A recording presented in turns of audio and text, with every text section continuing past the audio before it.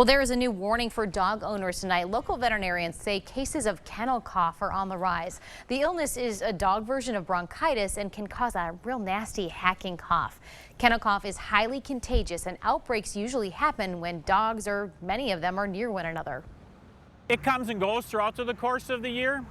So times when animals are more together, there was just a big boarding weekend because I think a lot of people were traveling before school all started and everything. So we're seeing a little bit of an uptick in it.